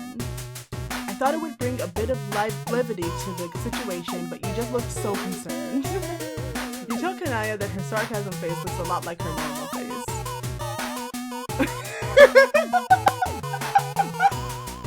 Yes, people have told me that before. Sollux chooses that moment to slide back in. It's all set. Thank you. I added something that you've been bothering me about for a while.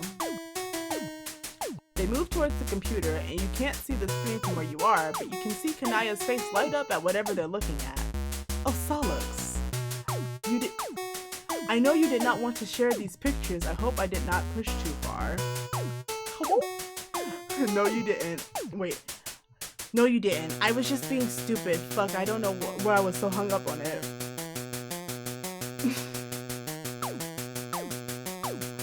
I've gotta go. I'm 6 now. I'm technically an adult. Not really, but thank you. It means a lot to me. Yeah, whatever. We both look like stupid grubs in these pictures. That immediately grabs your attention. Well, we were quite young. You try moving closer to take a peek, but Kanaya throws you an absolutely murderous look. Understood. Whatever embarrassing childhood memory lane they're going down, it seems that it's deeply personal to Sollux. For once in your life, you mind your own business. Oh my god. Character development for MSPA reader. It's kind of awkward to see myself like that. What the fuck am I wearing? It was very fashionable for the time. I would know I have made it for you. It's not you or the fashion, it's just... Picking up on his discomfort, Kanaya saves the day before you can butt in. Focus more on what you had done to your own hair. Alexander, what had you been thinking when you did that? Hey! After a few more minutes of reminiscing, they move away from the computer and back to where you're standing. You hope they both appreciate you staying in your own lane. MSPA reader is really like, aren't I the best for not invading your privacy? Anyway, I have to say I am rather surprised to see you with company. Yeah, I guess I got my whole lone Bark Beats reputation to keep, but what can I say? It is why Miss Pixies keeps bringing up the delightful conversation you two are having. Well, I got big fucking news. Turns out she's not as boring as I thought she'd be. It's going where? Sollux shrugs. Just going. Kanaya hums an agreement, but decides to drop it. It's funny to think you thought this guy was a complete loser. He seems to have more game than the average gamer. A stealth Chad, in a way. Wait, hold on. Why does Kanaya get to introduce Sollux to someone, but Karkat has to come up with an incredibly convoluted plan for you two? No offense to you or KK, but KK has no filter on who he lets into his life.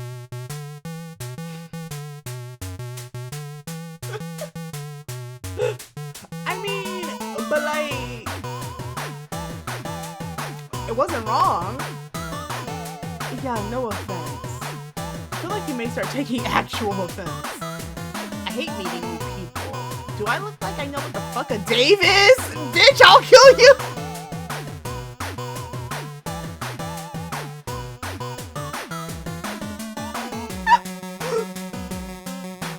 Okay.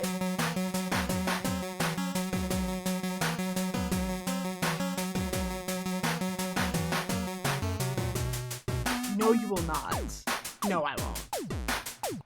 It's a fucking Kayan. Fuck Kayan. She smiles pleasantly. You feel a little bit like an outsider, like you're missing some history between them, but you can't help but feel a little warm on the inside at the sight of friendship. Anyway, we should leave soon. Why? I thought you were going to stay the day. It is a rather long journey. It's whatever. I left some shit running that I need to check on. Oh, hacker shit? Of course not. Very well, at least let me get a couple shirts I fixed for you. And if you would be kind enough to drop a couple things at the drone office. I fixed a sweater for Karkat. Yeah, no problem. The moment Kanaya steps away, Sollux is in your face. So we are not staying over because you're obviously not 6, and having you over for a sleepover would be fucking weird. By the way, non-home sucks watching. 6 is 13, basically.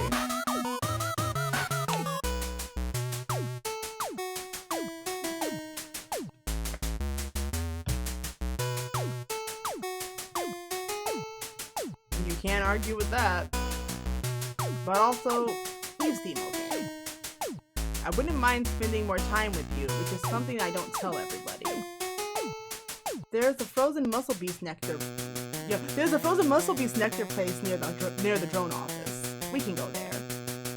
Oh fuck. Oh yes, it's a friend date. 3 victory. Well, we have 2. I did the correct choice both times thinking it was going to be the wrong one, huh? Let's go to this one first. I was specifically trying not to, though. How did I do that?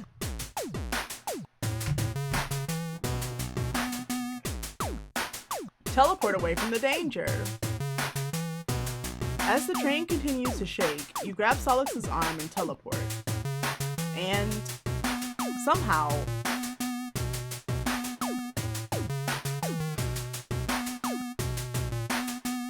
you can't keep doing this, MSPA reader. Okay. You end up in front of John's house? Huh. Well, of all the places you visited, his neighborhood is probably the friendliest. And there's something about the knowledge that Dad is around the area that makes you feel safe. Like if you needed it, he could absolutely get a dose of parental guidance, or at least a fresh croissant. You turn to check on your new friend. Sollux is scrunched up into the house's shadow, trying to play it cool, but obviously shaken by how sunny it is. Once he realizes that you are indeed not being burned alive by the sun, he visibly relaxes. What the actual fuck did you do? This is obviously not Alternia. It's a little hard to explain things without flexing at this point, so you allow yourself to brag a little in hopes of impressing Sollux. You explain that not only is this place safe, but also John programs a little. He's probably worse than Karkat at it, and it'll surely cheer Sollux up. You're certain Dave is also around, and he reminds you a little of, can you stop? Fuck. Stop what? I don't think you get how weird you're being. I haven't told you anything about me, but somehow you managed to know a lot of really personal information about me. Honestly, it's creepy AF. I know you're friends with basically all of my friends, and I'm sure they told you I'm kind of an aloof piece of shit and grumpy and hard to get along with. And half the time I feel like I don't even deserve them. And then you walked in and they all adore you instantly. Fuck, even EQ likes you. You don't understand. Shouldn't this make your friendship easier? You don't get it. And I'm way more complex than whatever the fuck I say online and what my friends have told you. Real life isn't like a dating sim in which you fumble your way into the right choice. Why do you even want to friend me? Well, both of you share so many friends. It's only natural, isn't it? Sollux looks at you. His expression remains neutral, yet somehow you feel harshly judged. I don't think you understand how things work for people like me. I had a wake-up call in which I realized nothing I do really matters. Whether I want it or not, I'm destined to be a war machine. I already got a taste of it once. It can't be harder than the first blood, right? He smiles a little. It makes you feel worse. Sollux is letting you in on something that you don't have the full picture for. Anything you say at this point, anything you could say at this point wouldn't be any help. I'm stupid enough I'm stupid enough that I'll resist. So it will definitely suck big time for me. But I already made the mistake of trusting someone who let me believe I could make a change. But shit's got fucked and that's that. That is most certainly not that. It's not too late. Things are better. You've matured a bit. You can make a change, both of you. You're not entirely sure what he's talking about, but he doesn't have to become anything he doesn't want to. I can see why the others might like you. And for whatever it's worth, I do wish I could believe you too. Bye! Before you can react, he's flying away. Fuck! Shit! Now he's lost on Earth and oh god, he could have at least waited for you to get him back home. What if the wrong people find him and do fucked up experiments on him? Oh, but he definitely doesn't want to have anything to do with you. See you, space gamer! So in this ending, so in one ending, Dave and Jade are just on Alternia now, I guess. And in this ending, Sollux is just on Earth. Understood.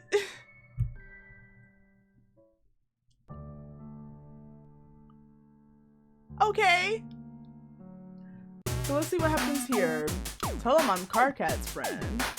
You greet Sollux cheerily and tell him that you're Carcat's friend and you know all about him. Sollux looks you up and down, his nose wrinkles like he just stepped on a piece of particularly fragrant dog shit. You stealthily check the sole of your shoes to see if the unpleasant aroma is coming from you. Nope. Then what's wrong? Did you come on too strong? Oh no, you fool! You absolute fucking buffoon! This guy is part of the most oppressed class of people on Alternia. A gamer? This fight is very good. Of course he's wary of you. He probably can't even tell if you're a PC or console gamer. Or how objectively right your opinions about RPGs are.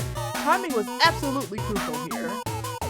You should have approached him as if he were a delicate baby gazelle just inching up to the watering hole for a fresh sip of Mountain Dew, and then before he knew it, pounced and recounted to tell him about how much you've managed to break Tony Hawk's Pro Skater 2 with all the sick moves you've learned. Dazzled him with your objectively right gaming opinions. This is so fucking typical. He didn't even fucking ask, just fuck. He can't mind his own fucking business. You are utterly confused. This wasn't part of Carcat's script. This is like the GZ thing all over again. He never fucking asks, he just fucking, and he never fucking warns me. All of your friends have to be friends with each other. Why is that so fucking hard for him to understand? Fuck! I want nothing to do with that juggler piece of shit and whatever the hell you are. Juggler? He lifts an eyebrow. Oh, sorry, I hadn't pegged you as a honky ass licker, but I should have known better. You do look the part. Sollux is absolutely unimpressed. Wow, you weren't expecting this. Are you experiencing a heated gamer moment right now? You think these might be Alternian slurs, but you can't really confirm without whipping your phone out in front of him and making a fool of yourself by opening Urban Dictionary mid-conversation. The train pulls away from the platform, but the troll in front of you seems to have completely forgotten about that. What the fuck do you want? You very bluntly tell him that you've heard he's having a rough time and you just want to be his friend. Some of his friends have told you they're worried, and Sollux looks absolutely livid now. Did KK tell you I needed help? Well, no, it wasn't. You let out identical yelps and turned to see a ridiculously minuscule clown car, just really fucking small. There are 2 big horns on the front and 2 bigger horns on the back.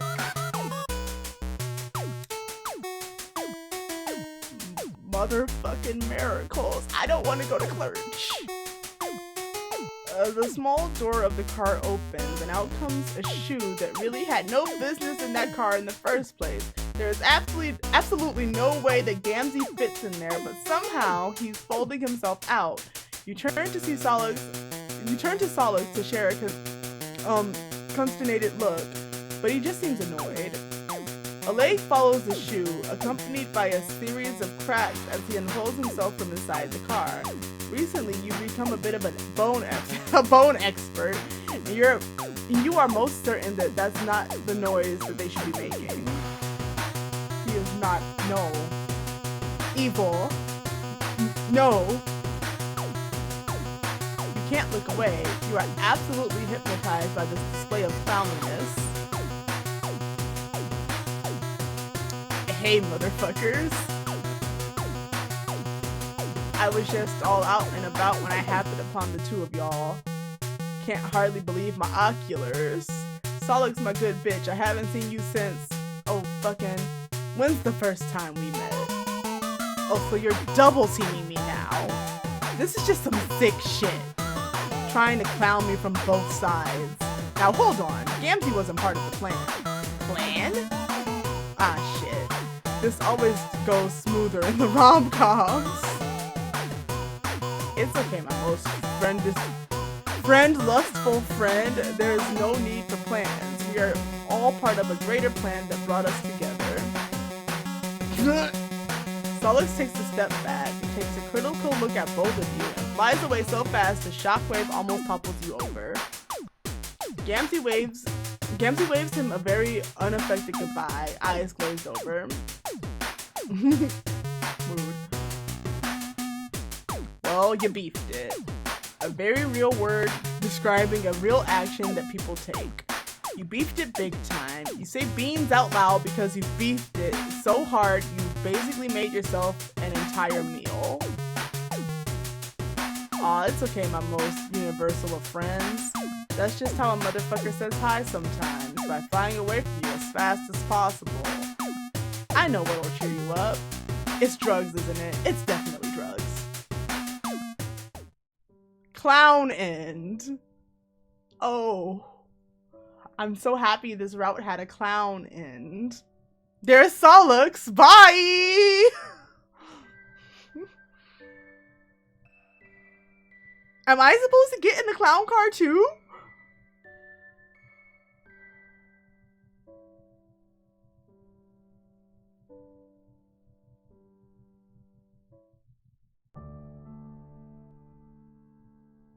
Well, well needed AFK time. That's not gonna work. That was it, right? Yeah, we did that and we did that. Yeah. Okay.